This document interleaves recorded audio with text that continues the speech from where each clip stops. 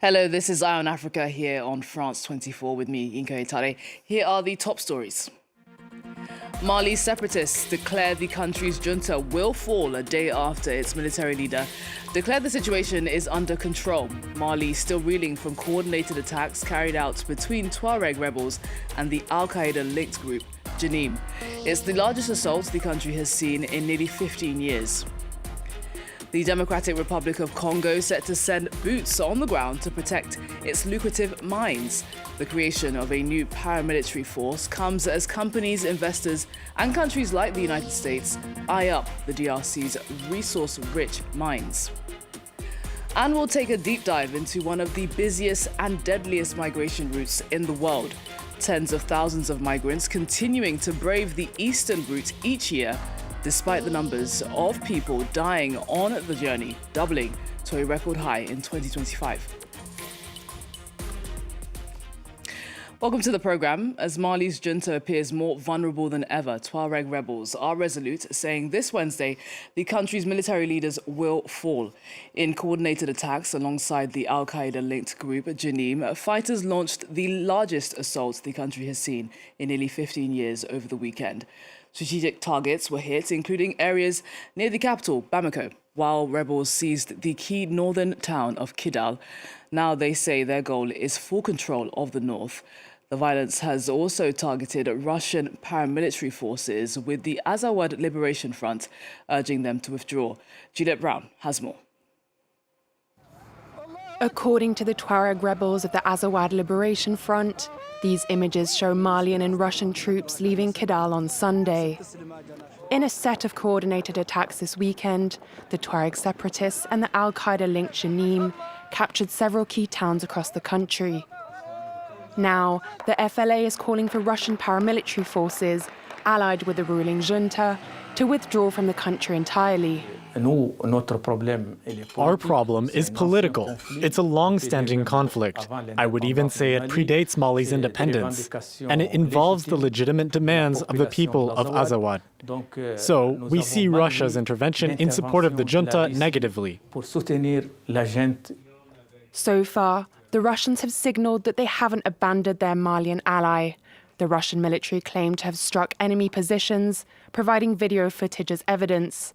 The head of the military junta, Assimi Goïta, met with the Russian ambassador to Mali on Tuesday, before delivering an address to the nation later that day, in which he acknowledged the extreme gravity of the weekend's attacks, but was quick to reassure Malian citizens. As I speak, security measures have been reinforced. The situation is under control, and search and clear operations, intelligence gathering, and security operations are continuing. However, anti-government forces don't appear to be backing down. Janim jihadists have threatened to impose a blockade on Bamako, while Tuareg rebels say they intend to take control of Gao, Timbuktu, and Menaka.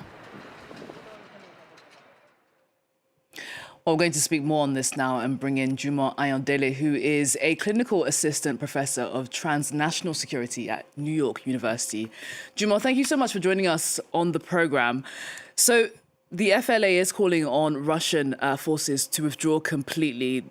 This coordinated assault very much a blow to the Russian paramilitary forces in Mali. Why did they crumble so quickly here? Thank you again for having me on your segment. I wouldn't necessarily reduce this to Russia crumbling so quickly. When we think about the African core represents a shift in Mali's partnership. It's never supposed to be a complete solution, but I would say the withdrawal from Kidal is definitely significant.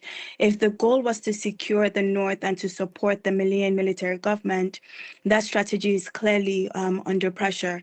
But at the same time, we are seeing a narrative war.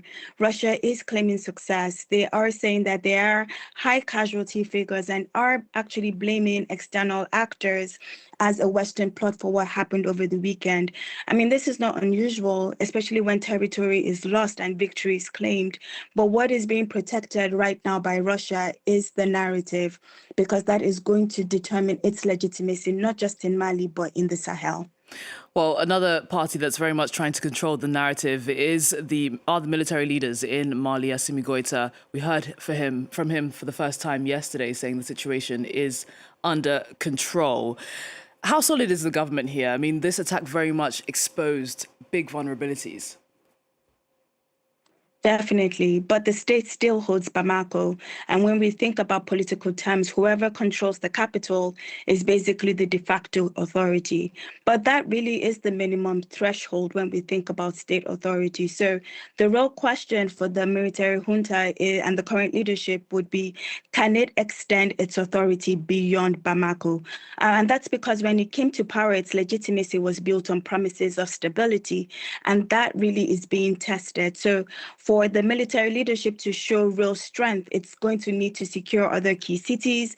It's going to have to restore movement and economic activity despite the blockades and Janim's rhetorics. And it has to stabilize its leadership, especially after these attacks. Now, to be fair, I do think that the government may be holding some information for strategic reasons to avoid giving armed groups some more insight into its response. But that is really creating a trade-off, because when we think about the gap between what people are seeing and what the state is saying, if it becomes too wide, it can really undermine the confidence that people have in the Malian military leadership right now.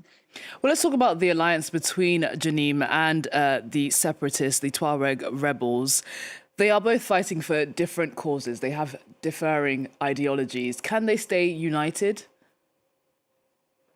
Yeah, this is a marriage of convenience between the two groups. I would say the alliance that we're seeing today is because, as you said, it serves their immediate goals, not because they share the same long-term vision. So we saw something similar like this in 2012 with AQIM and Tuareg separatists, and it did work in the short term, but broke down over time. And this same tension actually exists here today. So one side is focused on autonomy and political recognition.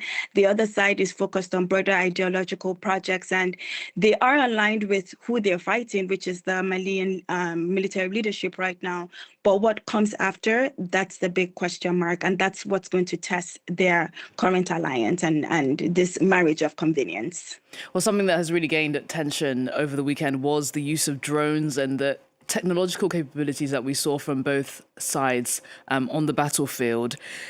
Talk to us about this technological, what could I say? Well, the development of the technological capabilities. Talk to us about what we're seeing the two sides using on the battlefield to help them achieve their goals. Yes, I would say when it comes to technological capability, what's changed is not just firepower and equipment, it's really the coordination. And when we think about JNIM and FLA, these groups are operating across long distances, and they've been able to use satellite connectivity, Starlinks, that have been illegally imported into Mali. And this is why they've been able to coordinate attacks across multiple cities in real time.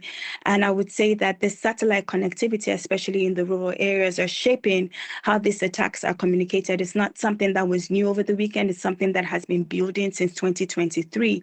So they are not just fighting, they are actually managing operations and messaging in real time. And that has really given them an advantage. They've been able to hone in on that capability. And unfortunately, with regards to the state's response and Russia's response, it's been a little bit more reactive. Thank you so much for joining us on the program. Really great to get your thoughts on this today. Thank you. Going to head to the Democratic Republic of Congo now, where authorities have announced the creation of a new paramilitary force designed to protect the country's lucrative mines. The DRC has become a focus for mining companies, investors, and countries like the United States seeking to gain access to its minerals. It remains the world's leading producer of cobalt and the second largest producer of copper. Emma Livingstone in Kinshasa has more.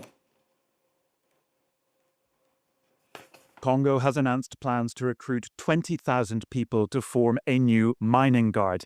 This paramilitary force will guard mining sites, the General Inspectorate of Mines said this week, and also protect minerals while they're being transported.